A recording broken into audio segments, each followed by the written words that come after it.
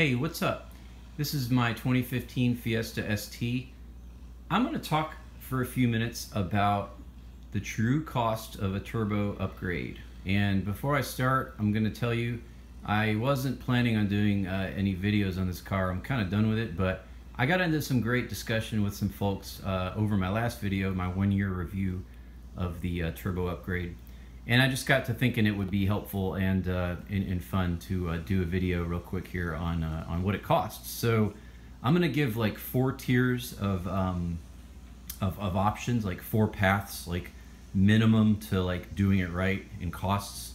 And let me just say, like, this is my opinion. If you disagree, that's totally cool. I'm pretty like high quality conservative build. I want this car to last forever. It's conservatively tuned. I torque spec everything I can. I buy good parts. So, you know, that's kind of my methodology as I go into building a car, and I've built a bunch of them. And I've had this one 3 years. It's bulletproof, no problems at all. It's making about 300 wheel horsepower and 322 wheel torque. Anyhow, you can hear more about my all the different mods if you want. I've got plenty of other videos, so you can check that out. I'm not going to talk much about that specifically, but this is the X47 Puma Speed Hybrid Turbo, which retains factory spool. It's actually about 200 RPM later if you look at the dynos before and after, which I have, you know, and I checked all the graphs, the data logs, and so you get, with this turbo, you get about 200 RPM later spool time to peak torque, actually. You know, you really can't notice that, but that's the benefit of a hybrid over a true big turbo, but I'm not going to get into that now. But this is just my 2 cents, so if you don't like it, you know what, go make your own video. This is just, you know, kind of my 2 cents about it, and, you know, that's why I share my perspective. And these are going to be averages. I'm going to talk about 4 different, like, pricing tiers, and I'm going to give average prices. You know, so obviously there could be a lot of variance in that. I'm not including any labor cost. So to install everything I'm talking about is you know, could be $1,000, $2,000, $3,000 depending on how much you do. So you got to factor that in if you're not installing. But I did install everything myself. And you know, these estimates, it's for quality stuff. There's no crap. I didn't buy any junk parts. Yes, you can get a copycat diverter valve for half the price of the Go Fast Bits one, but they're crap and they break. And so everything I'm talking about here is quality stuff. Some of the stuff I bought's used, some of it is new, so you know, my price, just take all that into consideration when I talk about prices. There's lots of variables here that you know, that could make it different in your situation.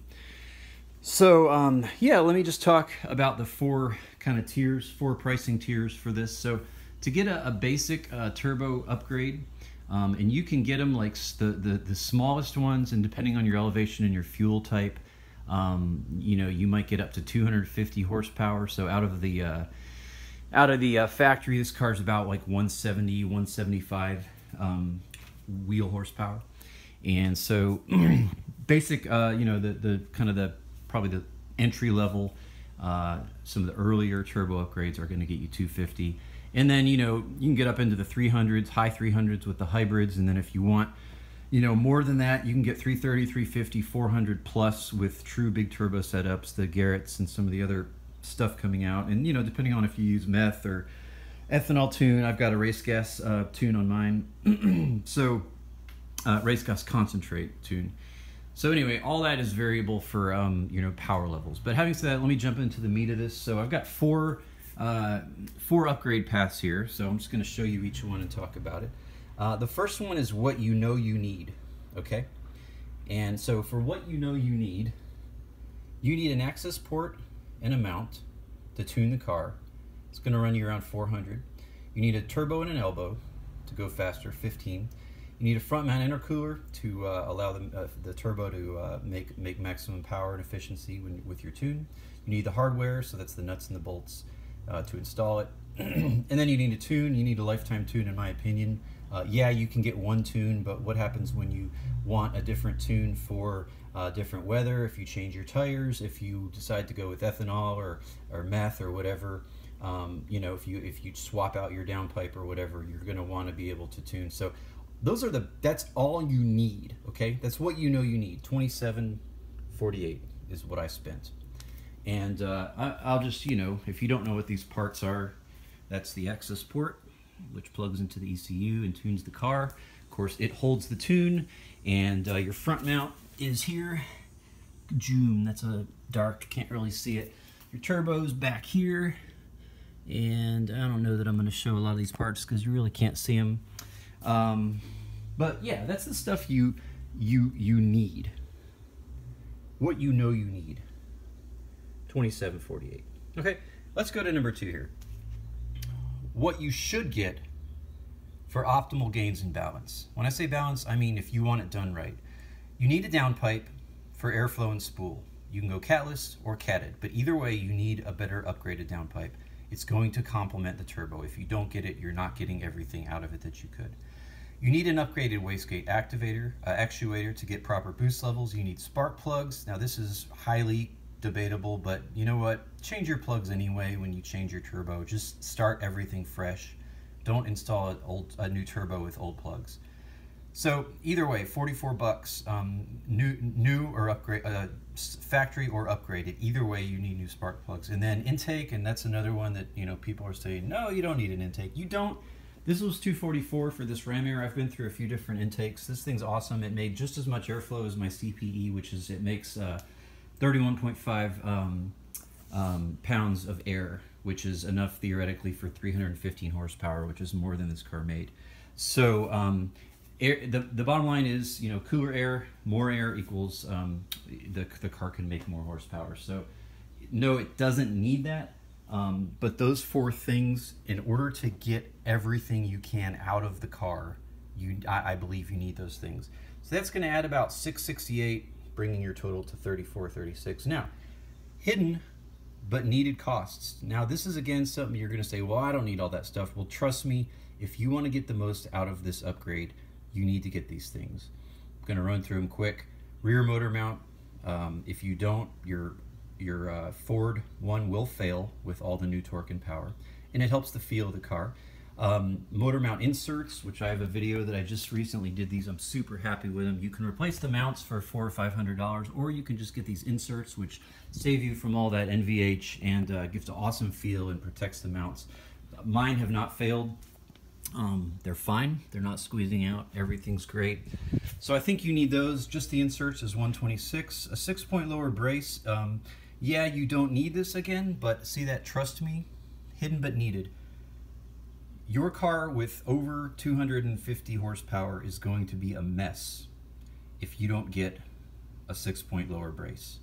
And try it without it, I did, but when I added that part, it made such an amazing difference, not only in those issues, I think I can show it to you there maybe, and but also just with the way the car felt every time you go over any bump, make any turn. It's wonderful, one of my favorite mods, new or used around 300. Tires, no, you don't need tires again, but hidden, trust me, get some real tires. The factory tires will not handle 300 horsepower. These are Federal 595 RSRs. They're awesome. I can put almost all my power to the ground with these tires. They're amazing, and it makes a huge difference. So you're getting all the power, you need to get tires. And diverter valve, again, this is controversial, but you want to hold boost and get better throttle response. And in this case, with the hybrid made some interesting boost, not boost leak, but it was just a venting sound that was pretty annoying. And when I upgraded that diverter valve, it took care of that.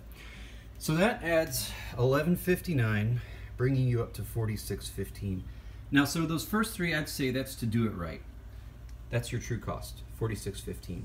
And then finally, just this is optional stuff, and this is the part really that's up to you.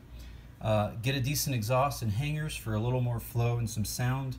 Manifold or headers for more airflow and better spool time. I have a custom ported stock manifold, and I think it helped. Charge pipes, I don't believe in them. I have the stock one still, but if you're going with meth, water meth injection, you want to get a port, and that's probably the easier way to do it. LSD would be awesome. I chose not to do it because I don't track the car, but $1,000 for that minimum. And then finally the dyno, $150, to feel like it was worth it. You know, you don't want to do all this money, spend all this money on your car, and then you don't even know what it makes. So I went and saw the dyno. saw the ran it on the dyno, and spend that money. That's kind of the icing on the cake.